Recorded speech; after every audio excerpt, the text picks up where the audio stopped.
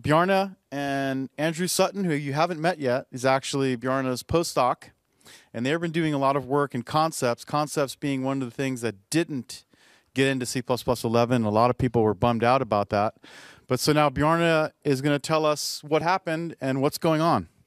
Okay, I'm going to start. And halfway through, Andrew is going to take over. And then we'll both take questions afterwards. Basically, concepts is a mechanism that we were trying to get into C++ so that we would get constraint templates. Basically, so that we would know what a template expected of its arguments. And we're going to talk a little bit about that. First, I'll show the problem, what we would like to get done, what we have now. Then I'm going to talk a little bit, almost philosophically, about concepts. What are they? What should they be? And what went wrong? We worked very hard. We had a design, we had an implementation, but why wasn't it good enough? And then we'll show some experiments and a little bit about language design.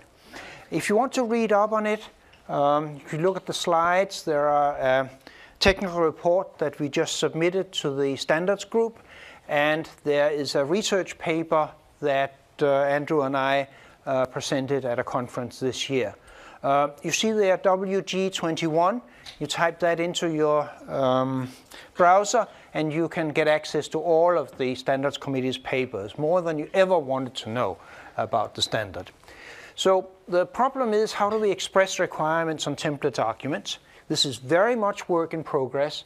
This is the last talk of this conference because it is the most speculative, quite researchy part of what might happen in the future. If you don't like research talks, you might not like this one, but you've been warned.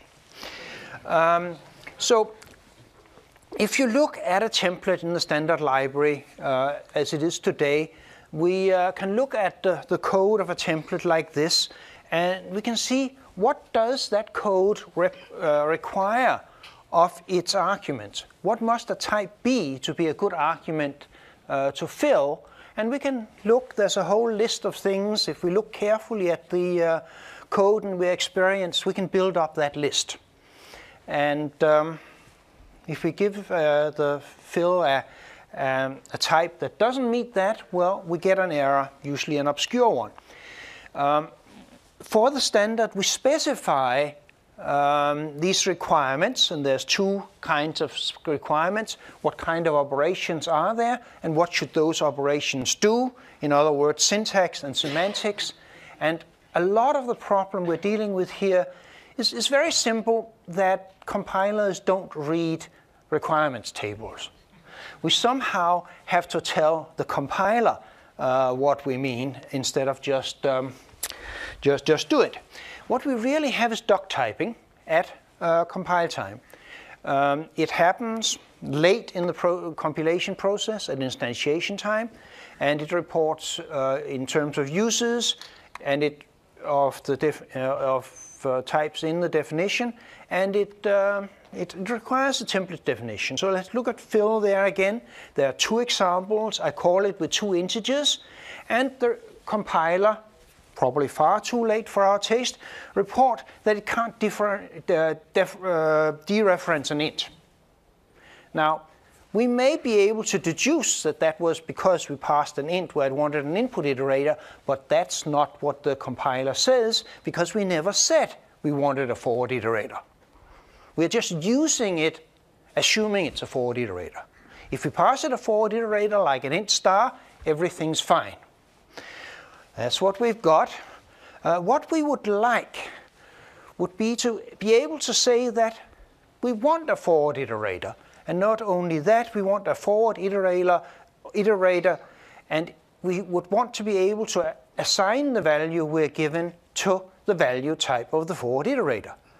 And so if we make the mistake again, fill I, j of 9.9, it will say int is not a forward iterator. Just like type checking as we learned about it in kindergarten. Well, maybe middle school these days. And it's the other example is again okay. So that's half what we want. We want templates to have proper interfaces and proper type checking.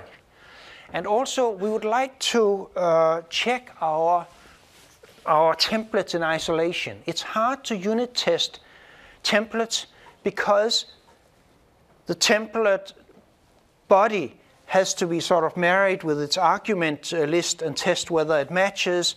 And in some sense, we have to do that for all possible arguments. That's complicated. And the compiler knows better. Here we have an example.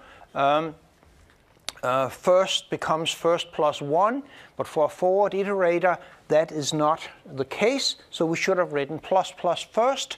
We will find that if we ever try to instantiate fill with a list, but if we don't, like only instantiate it with a vector, we'll never catch this potential error. It'll blow up next year in somebody else's code.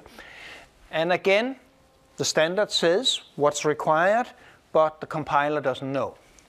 So before we start fixing something, we have to make sure that we don't break anything that we really want, that we like. Templates are great for flexibility and for performance. So some people don't believe in the performance thing, but you know, templates don't generate any code for what you don't use. And also, it's really good at collecting information from a variety of places so that the compiler can get hold of it in one place and generate good code. And we can move work to compile time where it doesn't cost runtime. It's really good at exploiting inlining. In particular, no indirect function calls, no requirements of wrapping values into objects in a particular hierarchy, things like that.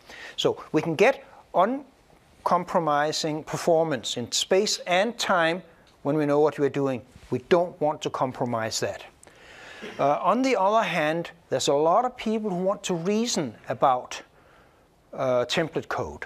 We heard about static analysis. We would like to have more static analysis, both on template codes and other template code. We want the types to be well behaved. And when we are talking about arguments to templates, we are really talking about types and requirements of types. The simplest form of that is types of types. And we need to be able to reason about that. So we would like to go there. Lots of people will go there. I think a lot of that will be external to the compiler, at least initially, till we understand what can be done cheaply, and what is useful to a lot of people. But we want it to be mathematically safe. Now here's a simpler statement of what we really want. Here's the first example. You know, a square root of double. Square root of 2 is fine, and square root of silly is not fine because it requires a double. So for a template that does a generic square root of a number, well, 2 is a number, so it works, and silly is not a number, so it does not work.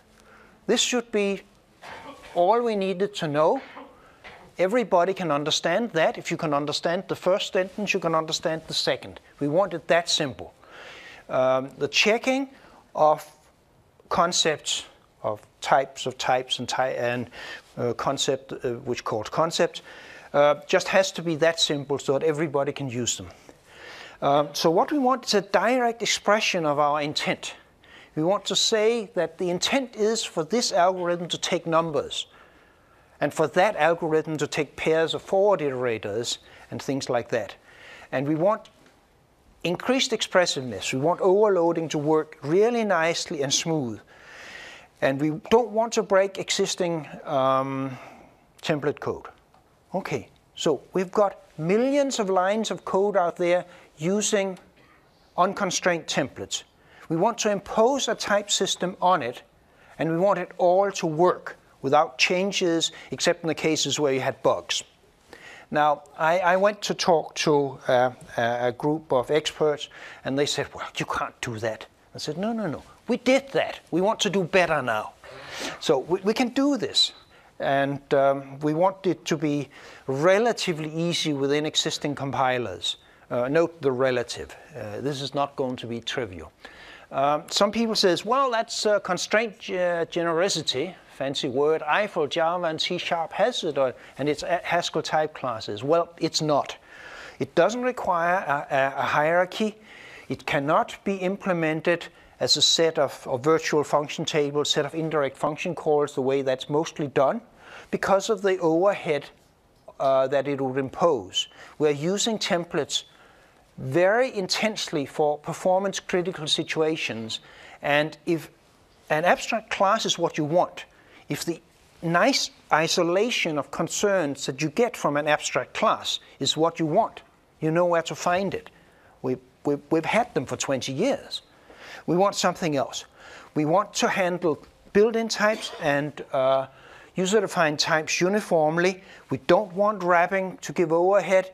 We want to handle values and operations as arguments, and we want mixed mode operations. I mean, we don't want to go into all operations have to be of a single type. We really do want to be able to mix doubles and ints as we were used to. The C++ type system has to work with conversions and all the messiness that goes there. This is real world code. That's what we want. And getting that is not easy. And the reason we know it's not easy is that, well, a few of us has tried and failed, including the authors of this talk. So we want to back off and try and come up with something that is simpler, easier to describe, easier to implement, faster to compile, and prettier. So we're trying to back off, rethink the issue, and come back again. That's what we're doing. So our approach is, let's not design any language features for starters. Till we know what concepts are, and what kind of concepts we would like, and how we would like to use them, how we would like to write them down from a user point of view, we shouldn't go and design language facilities. First figure out what we want, then figure out how to support it. That's the approach. And in the process, we have to understand the principles of concepts. What is it we're doing here? We're building a type system that is at a higher level than what we're used to. Our types is a type system for values. Here, concept is a type system for basically sets of types and values. That's non-trivial. And we want to formulate practical guidelines for design and use. If we can't have simple guidelines for how you use it, then we've failed, because we'll only get some small subset of the user population to use this. And I want everybody who can write a square root to be able to write a generic square root. I want everybody who can use a vector to implement a little vector-like abstraction if they need one. So basically everybody. Okay, what is a concept? If we go back and philosophical, the reason it's called a concept is that it's supposed to be a really general thing. It's something universal. Everybody knows what an integer is. An integer is what an integer is. The mathematicians have defined it. The concepts are stable, sometimes over centuries. There's a picture of Plato there, because if you're into philosophy, you'll think concepts are Platonic forms or something like that. Furthermore, concept tends to be idealized. It's what's common to a lot of things. An integer in math doesn't have a size. Integer arithmetic doesn't overflow. The C integer concept includes short and long and long and things like that. It's a generalization. It's an abstract version of what we've got. Very often, a concept is a fundamental concept of some branch of mathematics or computer science. All of the fields we deal with formalizing notions have concepts. They reflect about how we actually think about things. And every working generic program already has concepts. Remember, a concept is a set of requirements that an algorithm has on its argument types. The program ran, therefore somebody has thought through and thought about what was common for all the argument types that were presented. Your programs today have concepts. It's just they're implicit. The compiler doesn't know them, and you haven't stated them clearly. And you include me here, I'm not being rude. Even C has concepts. You look at it, there's integer types, there's floating point types. They are there already. We have to uncover them. So there's some examples here: natural numbers, integers, reals, functions, iterators of various sorts, lots of it. So let's see. To characterize an object, we have to describe how we can use objects of a type. All input operators, we have to be able to do increment to get the next one, and dereference. That's the syntactic part of it. That was the syntactic part in the tables, the left-hand side. Yes, left-hand side. And the semantics has to be described too. I mean, plus plus gets us to the next element, and equality also has to be exist there. I forgot to mention it, but basically, well, the semantic goes there. Let's not go further into the details at this stage. Basically, what is a concept? There's a picture of Alex Stefanov, who is the father of the STL and a major proponent of concepts, and a lot of what we say reflect his thoughts and his work. We worked with him for, well, in my case, for 20 years. Concepts are all about semantics. We have to do something, and it has to do the right thing. It's not just syntax. And furthermore, concept must be mathematically sound. Any random collection of constraints on a type doesn't make up a concept. It just makes up a mess of constraints that is unlikely to be general, to be mathematically sound, to have a well-defined semantics and all of these things. So that's the idea. And one thing that I think is a key operation is that operations comes in clusters. You can't, in general, write the semantics of an individual operation in isolation. I mean, what's the meaning of minus? If you have to give the semantic of minus and you're not allowed to say plus, you're in deep, deep trouble. Because, well, if you define plus and minus, they have to match. If you define star for dereferencing and the subscript operator, they have to somehow match. So one of the things that has to do with concepts is that you have to find a coherent set of operations that describe a concept. The mathematicians have done it for centuries: monoids, groups, real rings, field, vector spaces. And we have it for iterators. Stacks has push and pop. They have to match. So you're talking about something where a cluster, a group of operations has to match. And very rarely do we find a concept that describes a single operation. Addable is suspect. Subtractable is basically insane. So we have to avoid getting into this. And let's see, how does it use? Well, basically, we want to set requirements for the arguments, and there's a fairly natural syntax for an next. It takes an input iterator, next, so we say it's a template that takes an input iterator called iterator. Okay. Again, how are they used? We express requirements on whole classes of algorithms. There's a sort, and of course, something that sort has to be sortable, that it takes an iterator and a relation, and the iterator and relation has to match so that the relation is actually something that's a predicate on the elements of the iterator. And so it all has to match, and we can put it out like that. And if you look at it, a concept is not really useful if it's only useful for one algorithm. Then it's very unlikely to be a real concept, to be something of generality and utility. Here, sortable is very useful because there's a whole bunch of sorting algorithms. They're listed there, and it also is the same notion that's required for binary heap algorithms and for the permutation generators. So concepts are general, useful, generic. They're not singletons by and large. Now, we worked on this actually very intensely for about 5 years for C++ OX. And this is something we came up with. That's not right. Whatever concepts are, we shouldn't have to say this. Has a sign? Is has a sign a concept? Not in my definition.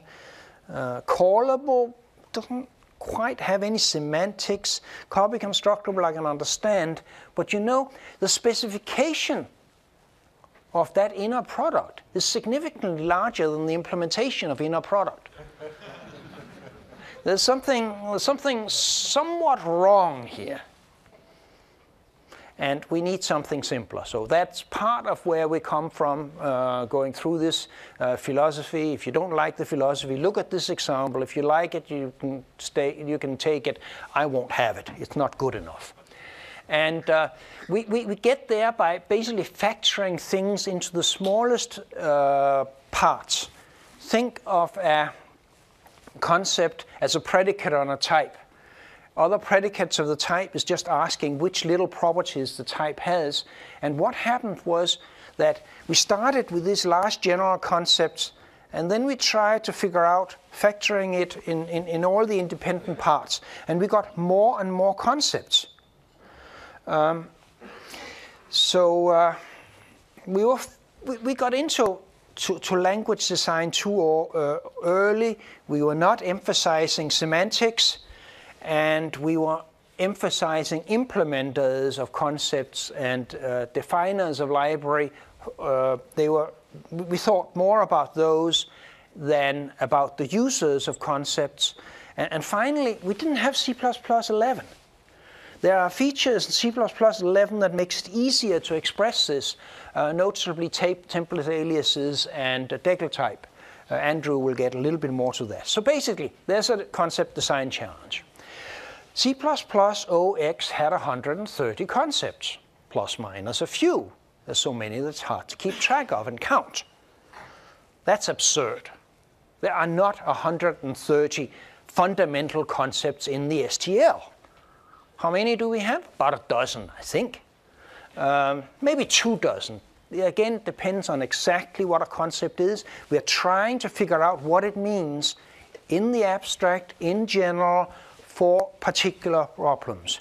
So we worked on what is the minimum number needed to specify it?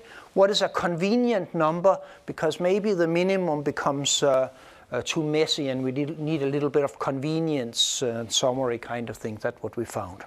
So we'll work on it. So one thing we got was, let's look at it. A concept is a set of syntactic constraints plus some axioms specifying the required semantics. Now, before you get the wrong idea, an axiom in math is something you don't prove. We're not going to try and verify the semantics of the various concepts, because usually we can't. It's not available. The axioms are very useful for generating test cases, but it's not a testable thing. We can check whether something has the syntax, but we are asserting that something has the axioms. And so we make this distinction because we found it useful in design, because we think it is a fundamental distinction in the way we think about concepts well. The word is well chosen, so well that it becomes hard to distinguish between when I'm talking about the technical meaning of axiom and the conventional meaning of axioms. So let's look at one of the things that are at the basis of a lot of our thinking. It's a notion of regularity. If we don't have regularity, it's hard to think about it. A regular type is a type that sort of behaves a bit like an integer. We can assign them, we can copy them, we can take their address, we can compare them for equality. Some of them has an order, so that will mean they're ordered in addition to be regular. In C++, we can construct a lot of things that aren't regular. Like we can make types that you can't take the address of. You can make type you can't compare. That's easy. You can make type that you can move but not copy. That's very rare. Anyway, regularity is the foundation of a lot of what we are doing. And if you look at the STL, essentially everything requires regular types. So here we have sort of the prototype of a modern concept. We'll go into that. When we design concept, there's a spectrum. We can take ad hoc requirement, just find anything we like, or we can abstract. and make abstract concepts. We're looking for a sweet spot in this thing, but we are definitely biased towards the abstract concepts, meant to be more general, meant to be more regular. The ad hoc is for things we don't quite understand yet. Now, the principles of concept design, as articulated here, came to a large extent out of a meeting in Palo Alto in August, called by Andrew Lumsdaine from Indiana University, hosted by Alex Stefanoff. Alex is the guy to the left here. His colleague Paul McJones, that has done a lot of this work there, is to the other side. The guy in the middle invented functional programming and Fortran, and he wasn't there. He's not part of this. Anyway, the principle is we want to emphasize the distinction between universal and ad hoc requirements and focus on the universal. We want to see concepts an idealized and consistent set of properties. We want to raise the importance of semantics in our conceptual specifications. You look at the standard library, there's a syntax requirement, and then there's a semantic specification, and there's the precondition, postcondition. It's been growing steadily more formal. We want to capture that, and we want to have it mathematically sound to support equatorial reasoning. There's been several efforts. Our effort was started at that meeting. The low guy there is Andrew, the smiley guy. No, they're both smiley. The other one is Sean Parent from Adobe. So those of you who know the history of concepts in C++ OX know there was an Indiana proposal, there was a Texas proposal, and there was an incomplete compromise. We're all there together with a bunch of Californians. Okay, so we ended up with this. These are all of the concepts that we came up with for characterizing the standard library and a bit more. Same, derived, convertible, common, function, regular function, predicate, relation. You've heard all of these words before. I mean, they are, after all, the concepts we use to describe the standard library. And they fit on a slide. That's very, very important. We can and we will have great arguments about the details of the individual concepts here, and whether we need one or two or something. But the point is, we've reached the point where we can talk about it on one slide. And it makes sense. There is a 130-page report on this whole work that you can go and look up. And it'll mutate further, but it's fundamentally much simpler than what we've seen before. There's 34 concepts. About a third of them are sort of general concepts that you could actually live without, but it's more convenient to have them. Well, let's not go into details here. So the way it will look is something like this. Here we have one of the new algorithms in the standard library, ORLOF. It takes a sequence defined as a pair of iterators, and these iterators are supposed to be input iterators, it says so, and that requires that you can have a predicate that's a predicate over the value type of the iterators. That's fairly straightforward. This is actually simply a syntax for saying what you would be doing when you described it. And we can shorten it a bit. Look at the lower bit there. We want an input iterator, which we call iter, and we want a predicate of its value types, and a predicate of the value type. So predicate is something that compares two values of the same type, and we call that pred. So that's pretty nice as a way of expressing things, and we can do that. Notice, by the way, that the predicate doesn't have any of the colon value or colon type kind of stuff. We don't need that. This is C++ 11. We can do it even without language extensions.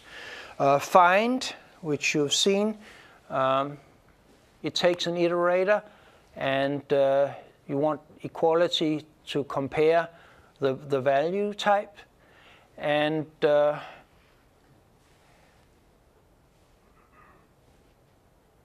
okay, that's the version that's uniform. And find if is the one that takes a predicate. And at this point, I think I should give Andrew his half hour. He can talk about the language part of it. It's my turn now? Yep. Can you guys hear me? This on? Okay, great. All right, so hopefully Bjarne's given you guys a good description of the problem we're trying to solve and the approach that we're taking to do it. My job is to tell you what we actually did. So this is pretty much going to be a discussion of, or description of, what the language that we used, the language that we actually use to describe concepts. So a concept in our view is really just a predicate. That's all it is. It's a predicate. You use it to evaluate properties of a type. So returns true or returns false. So for example, if we want to ask if an integer pointer, int star, is an input iterator, we would write what you see right below that first line there, input iterator int star. And this actually evaluates, or should evaluate, to either true or false, depending on whether or not int star is an input iterator. And I assure you that it is. So the concept actually just evaluates valid expressions. We want to look for the syntax that we've said it was going to work with and determine if we can actually resolve that against the type. We can also look up associated types and determine whether or not those are valid too. But those don't actually occur as often as we think, or as often as we used to think, I should say. We can also associate semantics with concepts. And semantics in our case are pretty much just axioms. They're rules that describe how that type behaves. And I'll give you some examples of these a little bit later. But for the most part, we're going to talk about syntactic requirements.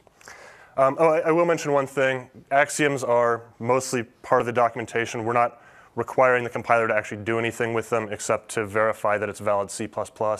We're not proposing to do any, we're not requiring the compiler to do any model checking or theorem proving based on these axioms.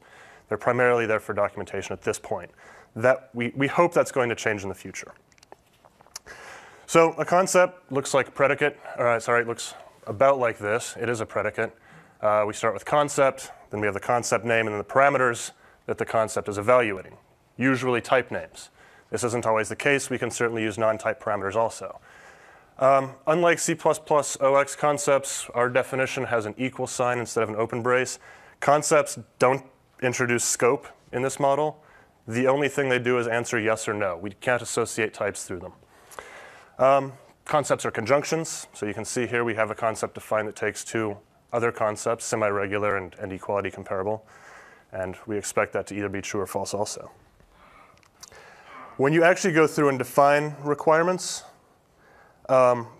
we introduce those with a requires clause, which works just like this does. So a requires clause can be parameterized over objects. Here, two objects of type T called A and B. We use these to help write valid expressions. What's inside that block is it's several things actually. The A equals B part is a use pattern. It says how we expect to use the types, use type T or the objects A and B in this expression. The bool with the initializer braces there describes a constraint on the result type.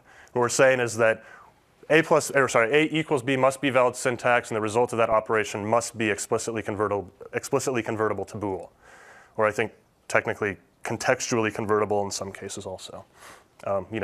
If statements, while loops, things like that. That weird syntax for describing result constraints actually has this as the rest of it. So we kind of borrowed the initializer syntax and made some small changes in order to describe result types. So the first one, bool x equals y, that says that x and y the result of that expression has to be explicitly converted to bool.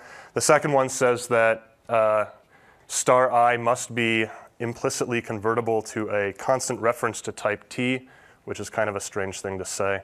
Basically, it says you can bind a constant reference to the result of that expression in this case. But the equal sign means implicit conversion, usually.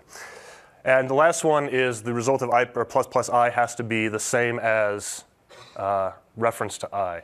So the equal here is a sort of an extension of the declaration syntax to get same type constraints. The actual meaning of the last one is given in the comments. So same decal type plus I. that's either true or false. So not only do we have the syntactic requirement, we also have another concept applied to the result of that argument, which it turns out you can always do using decal type. A very nice feature to have for concepts. Axioms look about like this. You introduce them with an axiom block. This one is not parameterized, but just like a requires block, you can introduce new variables to quantify an axiom over. So here these are the semantics of an equivalence relation. So we have the first one is reflexivity, and then symmetry, and then the last one is transitivity. These primarily just document how that expression is required to behave in your programs. If you write an equal operator that doesn't satisfy these requirements, the semantic requirements, you've probably done something wrong. And I think some algorithms that require equivalence or equality won't work quite the way that you think they do. Oh yeah, we've also introduced a couple new operators here. The implication operator for the symmetric or symmetry requirement, and the equivalence operator, if and only if. The equivalence operator is a change from some set of proposals from C++ OX by Gabby Dos-Reis. This was known as behavioral equivalence then. We have it as if and only if for the time being. I think we might be going back to behavioral equivalence in the near future. So, okay, so the entire equality comparable concept looks like this when you put it all together. Notice that we're not just requiring the equality operator. We also require not equals. But as Bjarne said, concepts come in clusters of useful operations or related operations. It doesn't make sense to require equals, but not its inverse. There's negation. So we actually require both of these. We're not actually providing a definition of not equals either. This is just a requirement. This doesn't introduce any new declarations that you can use in generic algorithms. Purely requirements. Associated types. So this is our weakly incrementable concept, which I think is mostly around for backwards compatibility with C++ 98. We introduce an associated type requirement using template alias, usually a template alias. So here we're saying there's a type called distance type of I. There's a type named by the alias distance type. It takes I, the iterator, as a parameter. If that alias doesn't resolve to something useful, then the concept cannot be valid or fails. It's false. So if there's not an associated distance type with I, then the concept is not going to be true. We can also use concepts to further constrain these things. So we require that the distance type is integral. So must be a built-in signed or unsigned integer type, like long or size t here. And let's see, anything else? Oh, OK, so no, that's it. That's concepts. That's how you define concepts. That's it. There is nothing more to it. I think if we were giving this talk 4 or 5 years ago, we could probably spend the entire hour talking about how you might actually define concepts and how they're used. I think we can do it in 4 slides in this case. If you really want the full range of syntax, you should go look at in3351, which is the technical report for WG21. I think these 4 slides have covered everything that we've actually used in that report. So the last part of my talk, I guess, the last part of this talk, really is about how we're using these or to constrain the STL or some other features associated with these. Well, to start with, we don't have traits classes anymore. They're gone. So if you got tired of writing standard iterator traits, iter : distance type or difference type or value type, you don't have to anymore. This is gone. We just replaced that with the required distance type alias. So here's the distance algorithm. The reason that we actually prefer this is that distance type now becomes part of the interface of the iterator. We can completely separate it from its implementation. So it doesn't matter to us how the actual type gets resolved. We have a built-in somewhere for pointers, which is probably going to be pointer diff t. Or you can have a nested type name for most custom iterator classes. But generally, we don't care. Concepts are about the interface, not about how you actually get those things to the right place at the right time. So iterator traits, if it does exist, actually becomes entirely invisible to how you write generic libraries now. If you really want to know why it's called distance type and not difference type, you should ask me later. There's a good story on that. Oh yeah, we can also overload based on concepts. I know this was a feature that was quite heavily cited as being important from C++ OX. We think this is still an important feature. So for example, we can overload distance for input iterators, which counts individually until you reach the last element. Or for random access iterators, you just subtract and you get the right value. Notice I didn't actually say anything about refinement. I know if you guys were reading the C++ OX, there was explicit syntax to refine one concept from another. We don't need that. We just look at the set of syntactic requirements and choose the one that's the most specialized, which just becomes a subset problem. So we can actually figure out, okay, well, an input iterator has this set of requirements. Random access iterator has those, plus more, plus equals, plus minus, subscripting. And we can just pick based on that. And there's no other work that you actually have to do there. We do still run into issues where there are semantic differences between concepts, but not syntactic differences. And the prime example of this, or the prime motivating example for this, is input iterators and forward iterators. So an input iterator, you can move forward, but you really can't have multiple iterators into the same stream at the same time, because when you increment one, you've probably just invalidated the data being pointed at by the other one. Forward iterator has the same interface. You can increment and dereference, but you're allowed to have multiple iterators into the same stream. So think about a vector. You have 2 pointers. If you increment one, your data is still going to stick around. Also called the multipass property. So can we overload these functions? And the answer is yes, but we are going to actually have to do a little bit more work. And this is kind of the one place where we sort of stuck with the C++ 98 way of doing things, a little bit. Instead of, I'm sorry. Now, basically we're using the same iterator category trick here. So we're looking to see if the iterator category for some type is actually derived from input iterator, forward iterator. And this actually becomes a static check now, because we can determine whether one type is derived from another at compile time. You know, it's an initial pass. We hope to improve this. It'd be great if we could actually get rid of the need for iterator categories altogether, I think. But we're still working on that one. Actually, you don't really need iterator category anymore. You can kind of get rid of the entire iterator category property and just go with a single property for multipass and do something very similar to this. But we have iterator category as a holdover. Notice the only thing left for forward iterators are the multipass requirements, just semantics. So the last thing that we actually did when we were using these concepts is we found that it was really useful to group algorithms into families. And this isn't terribly surprising. If you actually look at the standard, it does that for you. But in a lot of cases, what we find is that the requirements for all these concepts are basically all the same. So for example, Bjarne mentioned sort before, and we had a bunch of sorting algorithms. Well, all of these algorithms here, sort, partial sort, stable sort, nth element, those guys, they all have exactly the same type requirements. Possibly with one exception that we documented in the technical report, which would be that sort may require copy construction or copy semantics. But that's beside the point. We can actually just write all these requirements as sortable I or sortable IR if you're sorting with respect to some relation. The idea is that we can actually dramatically simplify the requirements for all of these algorithms by just giving the one concept that constrains the entire family. And all of these algorithms have exactly those requirements, possibly with stronger iterator requirements than forward iterator. So yeah, Sortable has a forward iterator requirement, like push heap has a random access iterator requirement. So we can strengthen those and then just reissue the same sorting requirements for the algorithm. I wish I had an example of that. And I wish void were not capitalized. That's unfortunate. It's a new type.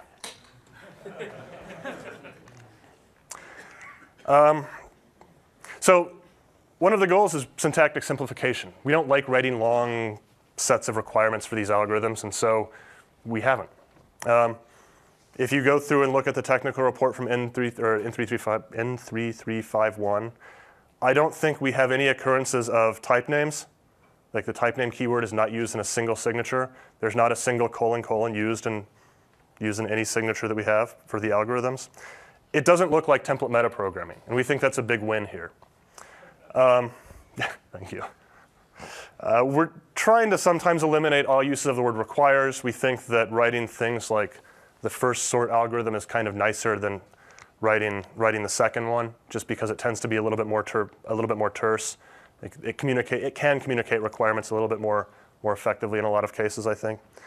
And we haven't introduced the notion of a concept map. And I know that a lot of people were very fond of concept maps. They were a very powerful feature. But when we revisited the problem and looked at constraining the STL, we discovered that we didn't have to introduce this really powerful, complicated language feature just to get what we actually wanted, which was concepts describing and constraining the STL. So we don't have them. They may come back. That's not been decided yet. This is still very early work. There are a couple problems left in the specification. I think merge algorithms are a great example of these. So this is merge and all of the set union, set different, set intersection algorithms. They all have this same mergeable requirement. And it turns out that when you write these out, you get tired of typing all of this input iterator 1, input iterator I2, weakly incrementable out. You get tired of writing this over and over and over again.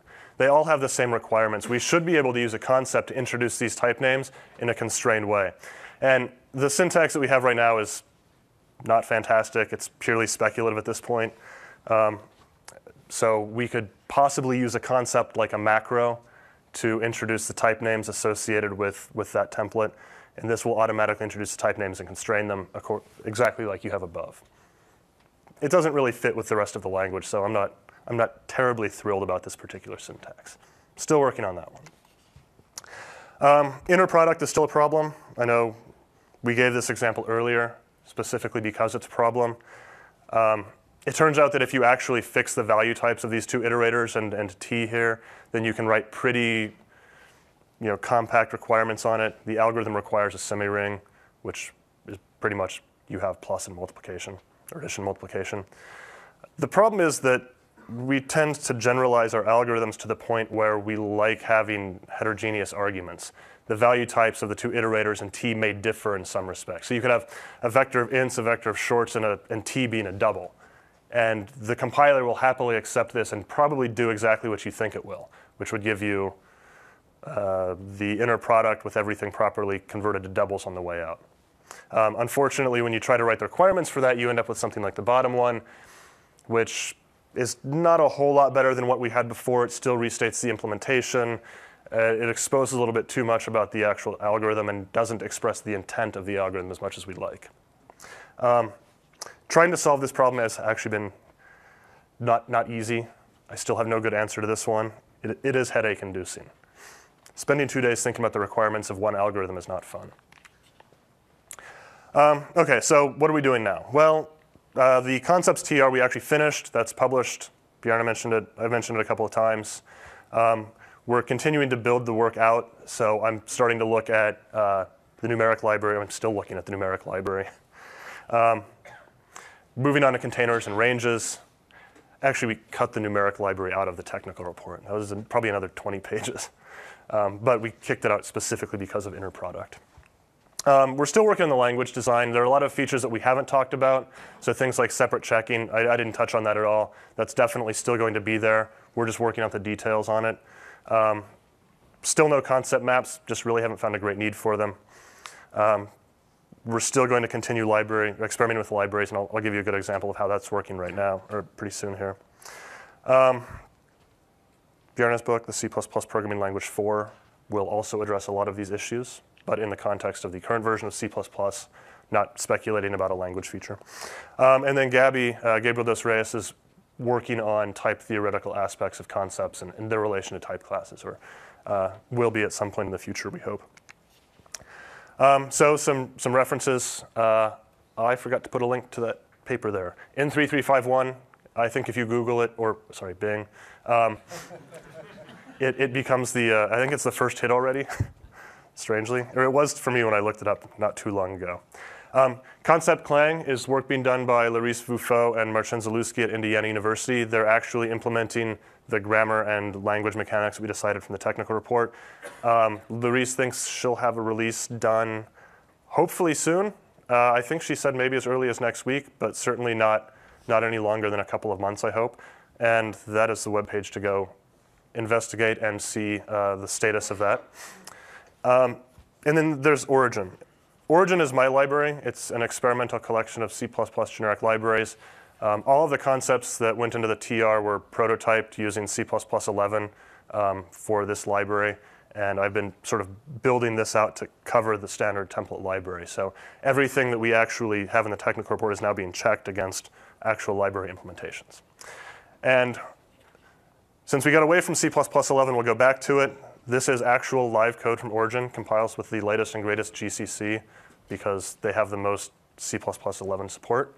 So it's actually compiling against GCC out of Subversion, which is, I think, now 4.7.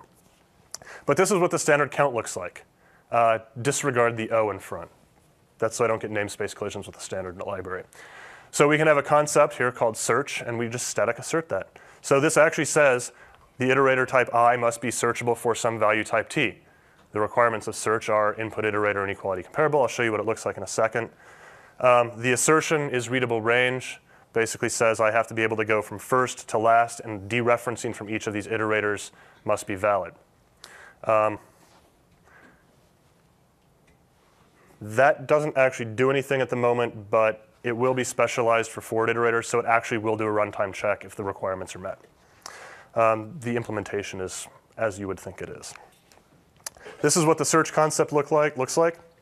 It's just a const expr function. Gone are type traits. It's a const expr function that just evaluates other const expr functions. Input iterator is actually just exactly like this, although slightly more complicated. Equality comparable. We actually have two overloads of equality comparable. Here, this is the cross-type equality comparable, so we can actually compare A and B of different types, heterogeneous arguments. This is the tip of a very large iceberg. If you're really interested to see how this works, and it does work, you are more than free to investigate, but there is a lot of substitution failure magic going on behind the scenes to actually evaluate these concepts. Just to be clear, this is actually C++11 code. You can download it and compile it if you have the right compiler. It's perfectly valid, assuming I haven't broken something in the last 2 days. We've experimented with concept design. Our goal was to actually find concepts that made sense. Were easy to write, were easy to read, represented abstract ideas instead of implementation details. These principles actually lead to a much simplified specification of requirements for the STL. So what's left to do is actually all of the dirty work. We have to go through and figure out what the language actually does, how the mechanics of it work, how it's going to interact with all the other features in C++11, how you constrain class templates, which wasn't addressed at all in this talk or in the technical report. Still a big open issue. We're still building out. We're looking for concepts in other domains. So the numeric library is a great example. We're working with Peter Gottschling to build up a set of algebraic concepts to accurately constrain interesting numeric libraries like linear algebra for linear algebra applications. Refining the concepts, that doesn't necessarily mean refining as in the C++OX sense of refinement, but making sure that they actually make sense. Language support mechanisms, and improving the specification, apparently. So we have a lot left to do. Again, this is very early work, but I think we made a lot of interesting headway, and I think we actually got very good results out of this work. I'm looking forward to seeing what happens next. So, are there any questions? I'd like one comment before we do this. So we had 1 hour. We went from philosophy to concrete running code that has actually passed about 9,000 test cases. So this is very concrete philosophy, but it's still preliminary work.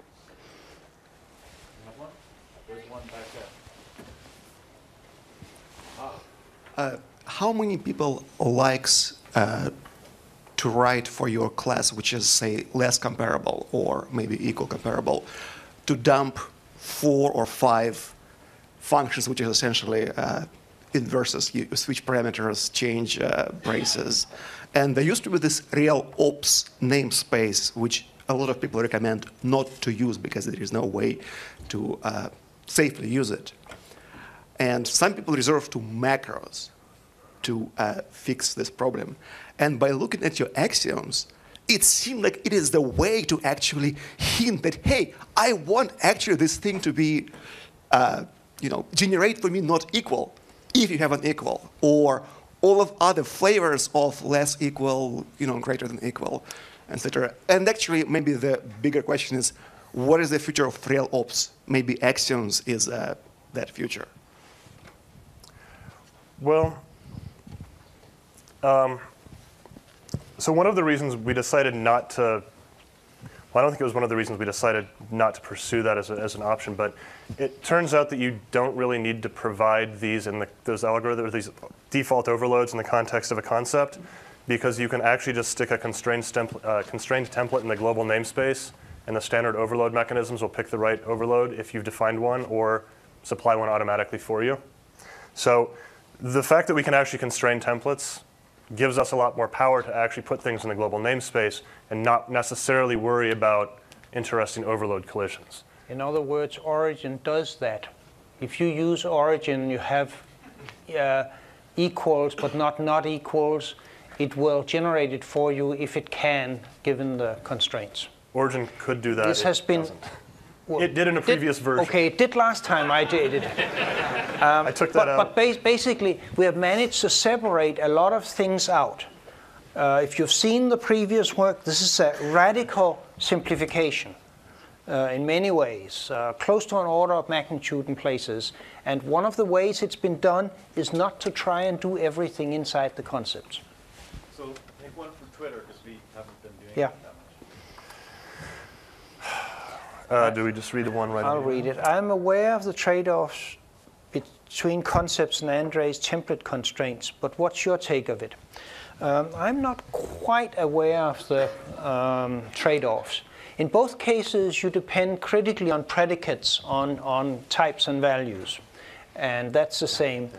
Our approach takes semantics into account and is a highly structured facility, whereas if is, among other things, a mechanism for random hacking. Now, whether the one or the other is better or simpler, I don't quite know. I have not had enough time to think about the ifs and static ifs and how the code will look from it and what uses or misuses there can be. So I would rather not have a firm opinion about this, not yet. Give it time to sink in. We have rushed to decisions too soon. We have two things. They both work for some things, but let's just take a time and think. Go for it. On one of the last slides, you showed that we can emulate concepts with static assert, and the Clang folks showed that we can get useful errors from the compiler.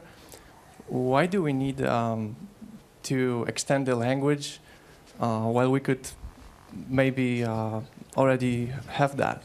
In this particular case, because the static assert sits in the definition and we want the checking to be on the declarations, we want the checking to happen at the first use, not at the time where you instantiate and see the definition. That's the most important part of the answer to your question. Right, and one of the issues, even though we have a static assert and we can guard these, when you instantiate and you fail, you're still going to get a pretty deep instantiation stack, so you still get the template barf. But you can customize the errors to say something a little more meaningful, like, I is not an input iterator or something along those lines. But you still get the stack. We're running out of time unless you have a really fast question. Then a fast answer. I saw that Alex Stepanov was at the meetings. Could you say briefly what his role was and has been and will continue to be in this effort? Let's see. He's a dictator for life in this concept. He pushes very, very hard for one particular view of things, which is very good. He has been thinking about it for a couple of decades. His views has refined over the years. They are definitely different from what they were 5 years ago.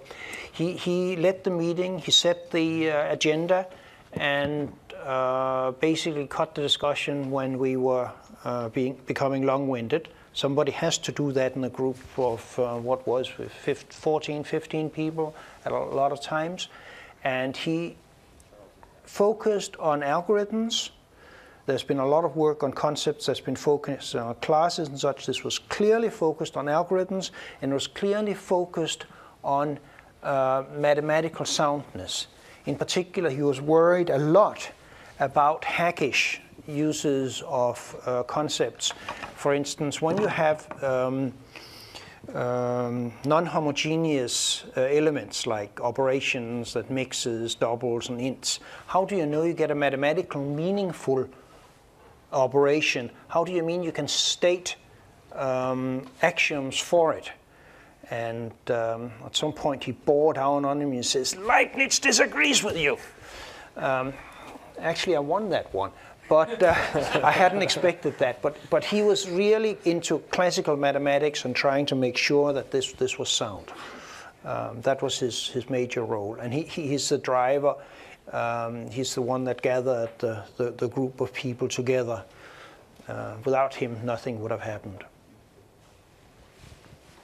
Thank you, guys.